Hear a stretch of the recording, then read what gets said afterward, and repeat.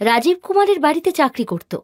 রাজীব কুমারের ছেলে সৌরভ একটি নামী স্কুলে পড়ত, যখন কিনা রামলালের ছেলে দীপক একটি সরকারি স্কুলে পড়ত। দীপক আর সৌরভ দুজনেই পড়াশোনায় খুব ভালো ছিল, আর স্কুলের প্রথম সারির ছাত্রদের মধ্যে ওদের নাম ছিল। বাবা, এই দেখো রিপোর্ট কার্ড, আমি ক্লাসে ফার্স্ট হয়েছি। আরে বাহ, আমি জানতাম বাবা তুমি এবারও ক্লাসে ফার্স্ট হবে। আরে রামলাল, তোমার ছেলে দীপকও এবার ক্লাসে ফার্স্ট হয়েছে না? একটু আগেই তো ও আমায় রিপোর্ট কার্ডটা দেখিয়ে গেল। হ্যাঁ সাহেব, আপনাদের সবার আশীর্বাদে ও প্রথম হয়েছে। বাবা, সরকারি স্কুলে পড়ে তো যে কেউ ফার্স্ট হতে পারে, ওখানকার পড়া তো খুব ইজি। তাই দীপক ওই স্কুলে ফার্স্ট হয়ে এমন কোনো বড় কাজ করেনি। সৌরভ, এই নে লাড্ডু, আমি ক্লাসে ফার্স্ট হয়েছি বলে বাবা সবার জন্য এনেছে। না না, আমি এসব বেকার লাড্ডু খাই না। মা, ওই চকলেট বাদামটা কোথায় গো, যেটা তুমি সবাইকে দিলে? আমার বাবা তোমার বাবার মতো সস্তার লাড্ডু নিয়ে আসে না, দামি চকলেট ড্রাই ফ্রুট নিয়ে আসে। আর শোন, আমার বেশি কাছাকাছি আসার চেষ্টা করবি না একদম, মনে রাখিস তুই আমার বাড়ির চাকরের ছেলে। বাবা, এমন করে বলতে নেই, দীপক খুব ভালো ছেলে। মা, আমি দীপককে একদম সহ্য করতে পারি না, আর বাবা যে সবসময় ওর প্রশংসা করে এটা আমি একদম পছন্দ করি না। মা, আমি কপিলের বাড়িতে চললাম। সৌরভ দীপককে ঈর্ষা করত, কারণ সে ওরই মতো পড়াশোনায় ভালো ছিল। তাই এই কথা শুনে সৌরভ খুব রেগে গেল, আর সে কপিলের বাড়িতে খেলতে চলে গেল। কি হলো রে, তুই আজ এত রেগে আছিস কেন? আমি দীপককে ঘেন্না করি। আমি যেই বাবাকে আমার রিপোর্ট কার্ড দেখালাম, অমনি দীপকও বাবাকে রিপোর্ট কার্ড দেখাতে শুরু করে দিল, আর বাবাও ওর প্রশংসা করতে শুরু করে দিল। তাই এবার ওই চাকরের ছেলেটাকে বোঝাতেই হবে যে ওর আসল জায়গাটা কোথায়। আরে তুই এত চিন্তা কেন করছিস ভাই, সব ঠিক হয়ে যাবে। আচ্ছা শোন, কাল দুপুরে কিন্তু আমরা গেমে সবাই পয়সা লাগাবো। তুই কত লাগাবি? আমার তরফ থেকে 200 টাকা লাগিয়ে দে। আরে তুই যদি তোর মার অ্যাকাউন্ট থেকে আবার 200 টাকা নিস, তাহলে তোর মা রাগ করবে না? আমার বাবা অনেক রিচ, আমার কাছে পয়সার কোনো অভাব নেই। মা বাবা আমায় কিচ্ছু বলবে না, কারণ আমি স্কুলে সবসময় প্রথম হই। সৌরভের মোবাইল গেমে পয়সা খরচ করার নেশা চেপে গিয়েছিল। সে প্রায় দিনই কপিল আর অন্যান্য বন্ধুদের সঙ্গে অনলাইন গেম খেলে পয়সা খরচ করত। সৌরভ পড়াশোনায় ভালো ছিল বলে তার মাও তার অ্যাকাউন্ট থেকে ওকে টাকা তুলতে বারণ করত না। সৌরভ, তুমি আবারও তোমার মায়ের অ্যাকাউন্ট থেকে 200 টাকা নিলে? বাবা, আমার এই অনলাইন গেমের কম্পিটিশন চলছে না, তার জন্য চাই। আরে আমি জানি তো, সৌরভ আমায় বলছিল ও আমার অ্যাকাউন্ট থেকে 200 টাকা অ্যাড করবে। তুমি বেকারই রাগ করছো। সে তো ঠিক আছে সন্ধ্যা, কিন্তু চলো তুমি ব্রেকফাস্ট করবে। এই বাচ্চাদের ব্যাপার নিয়ে অত ভেবো না তো। সন্ধ্যা রাজীবের কথায় অত কান দিল না, আর এইভাবেই সৌরভের গেমের নেশাটা আরো বেড়ে যাচ্ছিল। সামনে এক্সামও ছিল।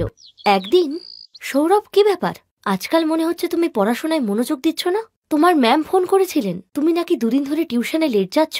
মা, সামনে পরীক্ষা না, তাই আমি কপিলের বাড়িতে বসে পড়ি। আমরা দুজন তো একসাথেই টিউশনে যাই, তাই পড়তে পড়তে সময়ের খেয়াল থাকে না। আচ্ছা, এই ব্যাপার। তুমি কপিলের বাড়িতে গিয়ে এক্সট্রা টাইম নিয়ে পড়াশোনা করছো, খুব ভালো। অন্যদিকে দীপকও আসন্ন পরীক্ষার প্রস্তুতি নিচ্ছিল। বাবা, আমাকে এবারও প্রথম হতে হবে, তুমি দেখবে আমি এবারও খুব পরিশ্রম করব। আমি জানি বাবা, তুমি তোমার পরীক্ষার জন্য যথেষ্ট পরিশ্রম করছো। দেখবে একদিন তোমার এই সঞ্চিত বিদ্যাধন তোমার অনেক কাজে লাগবে, আর তুমি একদিন আমাদের সবার মুখ উজ্জ্বল করবে। বাবা দীপক, তোমার জন্য পায়েস বানিয়েছি, এসে খেয়ে নাও। আর বাবা দীপক, তুমি তোমার বন্ধুদের সঙ্গে কোথায় যাচ্ছ? মা, আমি সায়েন্স মিউজিয়াম দেখতে যাচ্ছি। ওখানে বিজ্ঞান সম্পর্কে নানান জিনিস জানার আছে। টিচার বলেছে আমরা ওখানে গেলে অনেক কিছু শিখতে পারবো। আচ্ছা, এটা তো খুব ভালো কথা। দীপক তার স্কুলের বাচ্চাদের সঙ্গে সায়েন্স মিউজিয়াম দেখতে গেল, আর সেখানেও প্রাইভেট স্কুলের বাচ্চাদেরও দেখতে পেল, যাদের মধ্যে সৌরভও ছিল। সৌরভ, এটা ওই ছেলেটা না যাকে আমি তোর বাড়িতে অনেকবার দেখেছি? আরে এটা আমাদের চাকর রামলালের ছেলে, গরিব চাকরের ছেলে। আচ্ছা, চাকরের ছেলে, তবে তো ও চাকর। এই শুনে সব বাচ্চারা দীপককে নিয়ে হাসতে লাগলো। তাই দীপক বাড়ি ফিরে উদাস মনে বসে রইল। জানো বাবা, আমাকে সবাই চাকরের ছেলে বলে, আমাকে দেখে সবাই হাসে বাবা। আরে বাবা, তুমি এইটুকু কথাতেই মন খারাপ করছো? এই জন্যই তো তোমায় পড়ালেখা করিয়ে মানুষ করতে চাই, যাতে তুমি পড়ালেখা করে সৎভাবে পয়সা উপার্জন করতে পারো। রামলালের কথা শুনে দীপকের মনে সাহস এলো, আর সে খুশি হয়ে গেল, আর খুব মনোযোগ দিয়ে পড়তে লাগল। পরের দিন দীপক স্কুলে গেলে ওর টিচার ওকে সারা বছর স্কুলে ভালো পড়াশোনা করার জন্য পুরস্কার দিলেন। দীপক সারা বছর পরিশ্রম করে প্রথম স্থান অধিকার করেছে, তাই দীপককে স্কুলের পক্ষ থেকে ক্লাসে best student of the year award দেওয়া হচ্ছে। আর আমি জানি এইবারের ফাইনাল এক্সামেও দীপক প্রথম হওয়ার জন্য পরিশ্রমের সঙ্গে প্রস্তুতি নিচ্ছে। Thank you madam. সব বাচ্চারা হাততালি দিয়ে দীপকের প্রশংসা করল। বাড়ি ফিরে দীপক তার বাবা মাকে সমস্ত কথা জানালো। আরে বাহ, এটা তো খুবই সুন্দর পুরস্কার। বেঁচে থাকো বাবা। বাবা, আমি এই পুরস্কারটা রাজীব আঙ্কেলকে দেখিয়ে ওনার আশীর্বাদ নিতে চাই বাবা। ঠিক আছে বাবা, চলো তুমি ওনারও আশীর্বাদ নিয়ে নাও। সন্ধ্যা, তোমার ব্যাংক অ্যাকাউন্ট থেকে 1 লক্ষ টাকা খরচ হয়ে গেল, আর তুমি জানতেই পারলে না। আমি কেন শুধু শুধু অত টাকা খরচ করব? আর আমিও বুঝতে পারছি না এত টাকা কোথায় গেল। দাঁড়াও, আমি ব্যাংকে অ্যাকাউন্ট ডিটেলসের জন্য বলেছি। আরে ব্যাংকের ফোন। রাজীব ব্যাংকের লোকের সঙ্গে কথা বলছিল, আর রামলাল ও দীপক ওখানেই দাঁড়িয়েছিল। নাও, হয়ে গেল সর্বনাশ। আরও দাও তোমার আদরের ছেলেকে মোবাইল ফোন। তোমার আদরের ছেলে 1 লক্ষ টাকা অনলাইন গেমে দিয়ে দিয়েছে। এবার হলো শিক্ষা। আর মহারাজা কোথায়? ও তোর বন্ধু কপিলের সঙ্গে টিউশনে গেছে। আমার ফোনে সৌরভের টিউশন থেকে ফোন। হ্যাঁ, আমি সৌরভের মা বলছি। কি? সৌরভ টিউশনে যায়নি? কিন্তু সৌরভ গত 1 সপ্তাহ ধরে টিউশনে যাচ্ছে না। তখনই সৌরভ এসে পড়ল। কি সৌরভ, তোমার টিউশন শেষ হয়ে গেল? হ্যাঁ বাবা। এখন তুমি মিথ্যে কথা বলাও শিখে গেছো। তুমি 1 লক্ষ টাকা অনলাইন গেমে দিয়ে দিয়েছো, আর 1 সপ্তাহ ধরে কোনো টিউশনেও যাচ্ছ না। 2 দিন বাদেই তোমার ফাইনাল পরীক্ষা। মা, বাবা, আই এম সরি।